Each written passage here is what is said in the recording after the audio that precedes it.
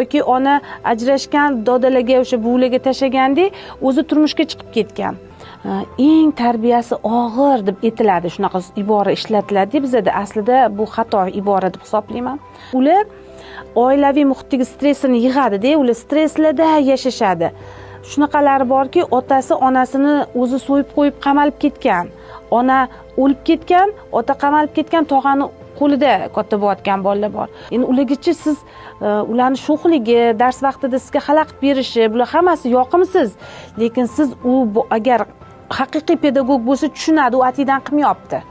U o'zini ichidagi stressni, o'sha oilada yig'ilib ketgan alamzadaligini olib kelib maktabga chiqaradi, bo'shliqqa chiqaradi, o'zidan ojizlarga chiqaradi, o'rtoqlarini uradi, atrofdagi bolalarga har xil zarar keltirishga harakat qiladi. Ayniqsa o'ziga to'q, baxtli bolalarni ko'ra olmaydi, o'sha bunaqa bolalarga xitmirlik qiladi, ko'proq unaqalar. Bexosdan, ular ham aybdor emas, ular shunaqa qilib yengillashib olmasa, ularning ichida ko'payib ketgan o'sha xafagarchilik ularni kasal qilib qo'yadi. Ular o'zi sezmagan holda ichidagi minus quvvat deymiz, o'sha xafagarchilikni chiqaradi, o'qituvchilarga chiqaradi. Lekin bunaqa bolalar juda maktabda juda katta problemali bolalar bo'ladi. Men hayotim davrida shunaqa o'quvchilar bilan ko'p ishlaganman deyman.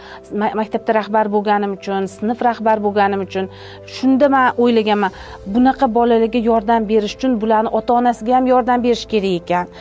Biz faqat maktab bilan, o'quvchi bilan to'xtab qola olmaymiz, chunki o'quvchini asosiy hayoti uni oilasida bo'lyapti. Biz oilalarga ko'proq yordam berishimiz kerak. Shu bahona bo'ldi menda psixologiyaga chuqurroq kirishga qiziqib ketdim.